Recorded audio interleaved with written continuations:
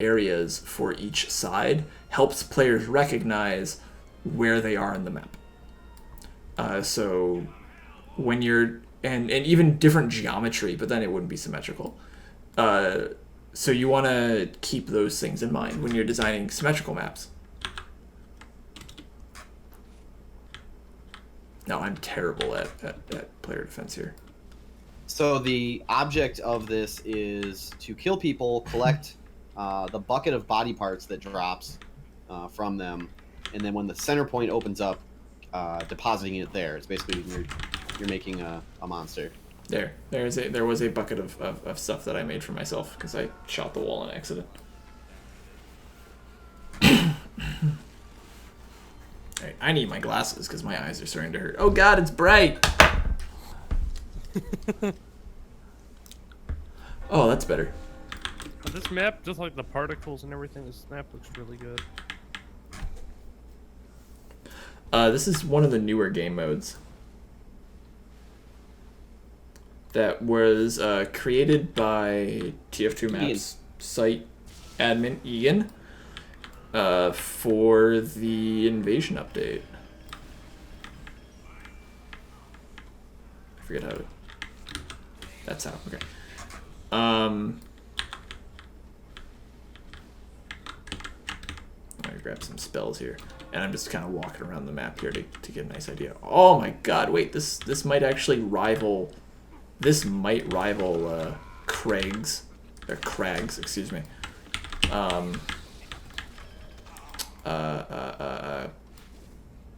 Use your words, Frozen. Skybox. I haven't seen the skybox in this map yet. I heard it's really good. So in this version, he has water coming down on these things. I didn't even know this was possible in Source. Yeah, that's a custom particle he made. Void made that specifically for this map. Void and Fuzzy Mellow are kind of the TF2 content creating power couple. They make some. They're behind a lot of the community updates nowadays. Not community updates in the sense of like the content, the community content projects. So Workshop Wonderland was something he did last year. TF2 Workshop of Horrors was something he did, and that they did together. I haven't found anyone. I'm just kind of running into actually taking a look at this. Yeah, I highly recommend checking this map out, like looking around it, because it is gorgeous. Yeah, jumping into the pit in the middle takes you to hell. Or well, yeah, there is an underworld, and you get to it by jumping in the pit. It's really clever. You know what I love about the term underworld is that it's both just like the underworld. I died as soon as I got there. Hammer, usually the underworlds are placed under the map, so it is really an underworld. Yeah, so the way that the way that Source structures up its maps, because we can only have one lighting style per map, a lot of the time we put stuff underneath the map because it's just easier to do it that way. And it's also, when you're designing the map, it makes it a little bit easier to what's the word, to maintain, because then you just have like the tiers that you have to follow rather than looking at them sideways and having to look at how like things are layered and stuff. Oh, that's neat. Oops. Did you die in the pit? No, I died on one of the swinging blades of doom. Oh, gotcha. But I just followed White Russian Bear as he went through. And usually, so I'm kind of touching on Underworld because we're playing all these Halloween maps that heavily feature Underworlds, and we don't talk about the fact that most of the time in TF2, the Underworld has a perpetual damage hit on you, so you can't like you always take damage as when you're in there, and if you achieve the goal that they have in it. So in that case, it's jump through the blades of doom. to get to the end. When you come out, you usually get a nice little bonus of all these like crits, which critical hits. You see them a lot in games like this. They're a very hot topic in many games, especially like TF2, because the way that TF2 does them is that sometimes they have random crits, which are meant to be equalizers for people who are high skill versus people who are low skill, that type of thing.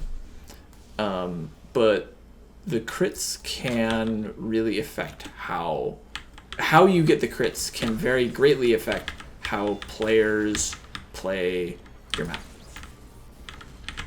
I think we've talked about it before, like Crash, iiboharz, and a bunch of other TF2 mappers back in the day. We talked about like the effect of random criticals on testing. Because what happens if somebody gets a random critical hit, and that random critical hit takes out, say, a medic, that then forces the entire team to crumble because they can't heal?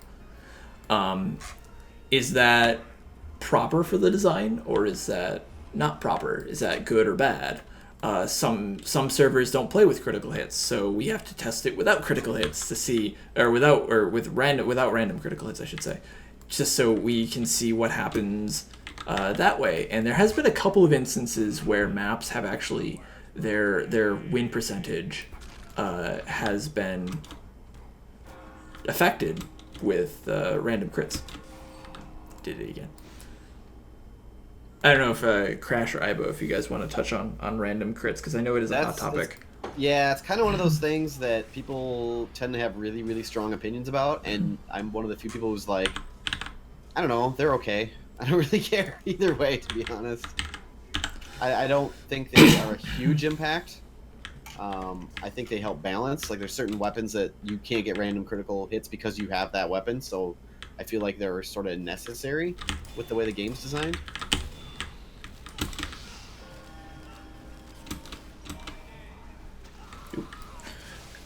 So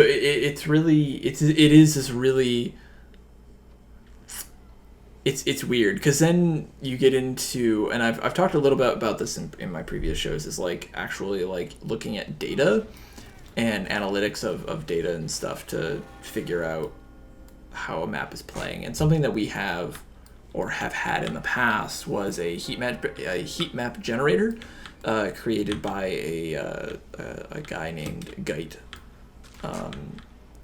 who was site staff at the time also. What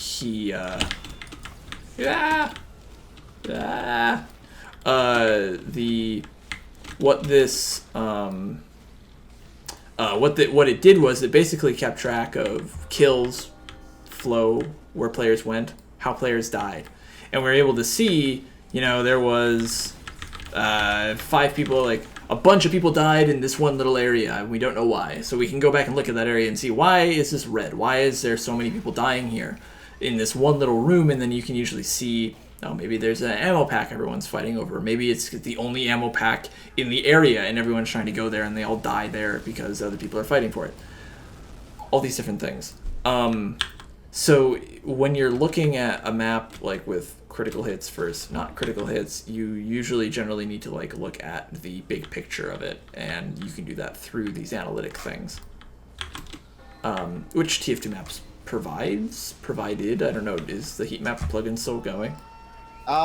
It technically it's not really supported going, that well. But, I know Geit's not active really anymore, so I don't know if we have it installed still. I know Geit doesn't run the imaging software anymore, so no maps really get heat maps. but I'm sure if we poked him hard enough, he would. Or at least open source it. Yeah, I mean, I know I was talking a few months ago about, because Teamwork.tf have been working with us to provide statistics. And I know I was talking about maybe Geit giving them the source code and stuff so they could run it on their servers. That'd be nifty. That would be really useful, honestly. I used to, when heat map service was up, I really found it useful, but since it's been down, I haven't really, well, been able to use it.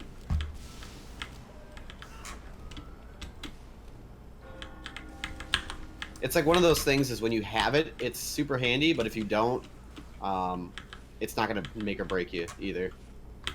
Yeah, it's, for me, I think we used it heavily with Snowplow because we had One of the highest, well, the maps with our stats on it. Mm-hmm. I used Snowplow. Tim and I used it for Snowplow often because when we were testing, we couldn't test with hundreds and hundreds of people at the time and maintain it that way, early on at least. And then I thought I was gonna make it through that. So we used heat maps, and then we were able to extrapolate the data that we did have, and we were able to do some analysis on it because Tim and I are both nerds. And we could figure out where the problem areas were and where the flow was going and all that stuff. And then when we went into public beta and there was thousands of people playing this, it became even better because we couldn't be at every single point of we couldn't be at every test to keep track, to play and watch. So we used the heat maps and the analytical stuff to help keep track of that on our end. I actually had a really interesting instance too with the heat maps where someone managed to get out of the map, like they got around my clipping, and it was really, really obvious that they were there because they were in all these places. Like only one player was, like, there was like a trail, and following that trail, I ended up being able to find how they got up into the skybox itself. Yep. So it was kind of cool how it worked out. Yeah. So you want to, if you have the option to run those, do it. And if you don't, find someone who does. So if you're doing a TF2 map, and this is a complete shameless plug, definitely look at like TF2 maps because they have tools that you could use for this. Oh, so I just dropped in the death pit, and there was a soldier just like parachuting down really slowly. I splattered on top of him, and he just looked up and shot me. Hey, I made it out of the underworld! Yay! It up. Did not expect that. So I'm trying to think of things to talk about with this because I'm not super familiar with the design of PD maps because there's really I've only really ever played 2. There's not a lot of them, really. Yeah, because it Very is experimental. It really is this brand new mode too that really is only a couple years old that not a lot of people have explored, which I think is really cool that even like 10 years later we have this new like new modes being made that are getting really popular too. What I like about PD is it's really flexible. Why do you say flexible? Not saying that you're wrong. I'm just wanting you to expand on that. So like with the map that came out with the Invasion update, which was Watergate, that was like the first map that was actually the game mode. Was actually developed by Egan. It was originally a server plugin, but for the update they made it into an actual like game mode that to be run on the game. But with that, basically they introduced all the entities and stuff, and you can basically change how things are deposited and stuff. Like I know Crash, you made a PD map once, and it had some really had this place that would open up, and then it would crush you if you didn't escape or something. So my interpretation of PD was that the control point shouldn't always be active like this map does. I personally feel like it should move too, but with the design of this map, it kind of works because it's the way it's a circle around it. Which is important to point out. Just Yeah. from a level design perspective, in these single objective maps like this, you really want to be designing around your point. Yeah, Anyways, carry on. And in the original Watergate, it actually had like a tractor beam, the "We Are in the Beam" meme that got really popular. It actually the capture zone would move across the map really slowly, and it would make it so no one team could just lock down a point, and that would be the capture zone, and you were screwed. it made the teams have to go back and forth to capture and to kill each other. So there was this constantly moving goal around the map, kind of like Payload. The objective is moving through the map. The objective is in the beam. My interpretation of that is how I did it was I had 2 separate capture areas that would turn on randomly, and it was a Egyptian theme, and one side was a Sphinx, and the interior of it, like a big tomb, would open up, or yeah, I remember that. or the other side were these giant obelisks, and there's a pair of them, and they would open up underneath, and if you stayed in those, it would crush you too when the timer was up. And so there was kind of this back and forth, like one team would end up holding the obelisk side, one team would end up holding the others, and they would have this crisscross of fighting in between, and they would trade sides, one side would take the other side over, which would give up the other, back and forth. So you had this constant movement around the middle area with the ends being the goals. So it's almost like a football field now that I'm thinking about it. Yep. And I thought it worked out really well. And this map, on the other hand, that objective is in the middle. It's completely inaccessible, so it's an area that doesn't exist, basically, for gameplay until it opens up, and then you can capture. Yep. So it makes it so neither team can hold any major territory, which is kind of a cool way to do it. Yeah, I really liked. I liked your map was called Tribute, I think. Yep, Tribute. I really liked that. I don't think I played on it much, but it was a really interesting take on the PD mode. Speaking of, I haven't actually made a PD map myself, but I just like the game mode in general.